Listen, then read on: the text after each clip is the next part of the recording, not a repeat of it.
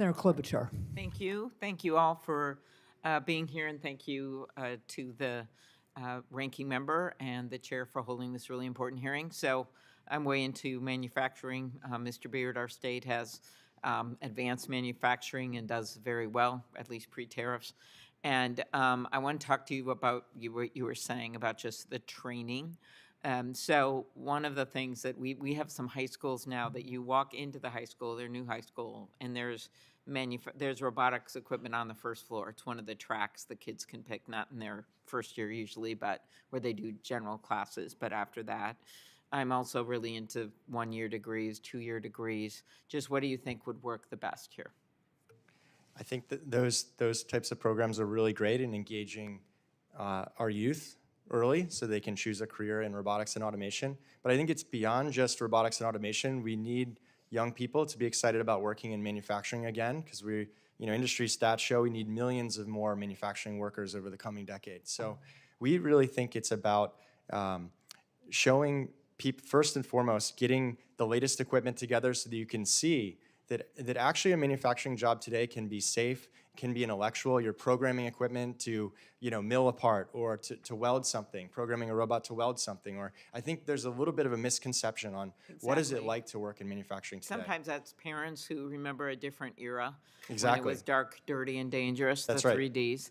And then it's harder to recruit new women and people that might want to work at these places. So some of it is also, I think, on the manufacturing companies to make this an atmosphere where people want to work. Like in Minnesota, Absolutely. I once was at a manufacturing floor and it was just freezing cold in there. Yeah. And he said, "Boy, we can't recruit many women here. We're having." I go, "Have you considered it's kind of cold on this floor?" I was up in this thing. It's like there's literally no heat.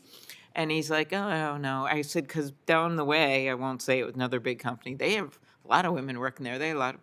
So anyway, I put it on Facebook, nice little thing. "Oh, I went here today." Like 10 people wrote in. Well, my brother used to work there, but it was too cold.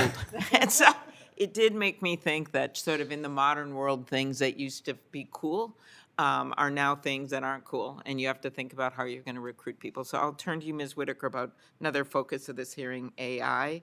And we want AI, as David Brooks said, isn't going to, and wrote, he said it was hard to write about it because he doesn't know if it's going to lead us to heaven or hell. So we want to have it lead us to heaven, and that means we need some rules of the road. Otherwise, and I think we're seeing some of this, which I'm not going to get into on social media, that it makes Americans think this is bad. And I think putting these rules of the road, which some of the companies have asked for, would be a good idea.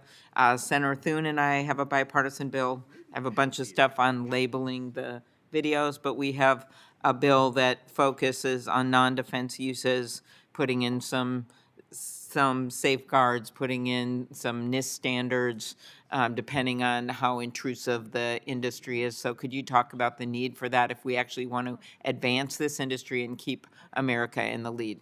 Yeah, absolutely.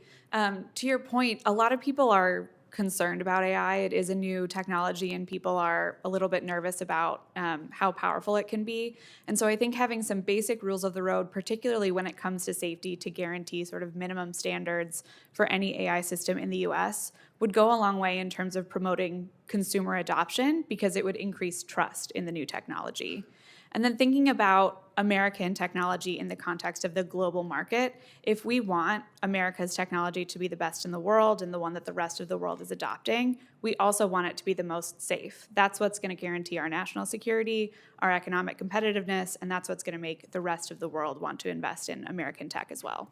And as we talk about America versus China, which a number of the witnesses mentioned or in their testimony, just how about the investment in research? And especially as we now have this combine coming out of our country of mapping the human genome and AI and the like. I just feel like I head up the Rare Disease Caucus with Senator Wicker. We're on this, and have Mayo Clinic in my state. Okay, I've stopped dropping names, but we're just on this cusp of curing these diseases and doing things, and I just don't think it's the time to move backwards. Could you comment on that?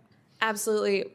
Definitely agree that America's science and research has been so cutting edge in the past, in part thanks to federal funding. Federal funding in particular really benefits early stage scientific research and sort of basic level scientific research that isn't necessarily profitable, but has applications in a lot of different other areas, which the private sector and other research institutions and other researchers can then build on. So having the foundation of that federal funded research is critical. Thank you. Thank you all.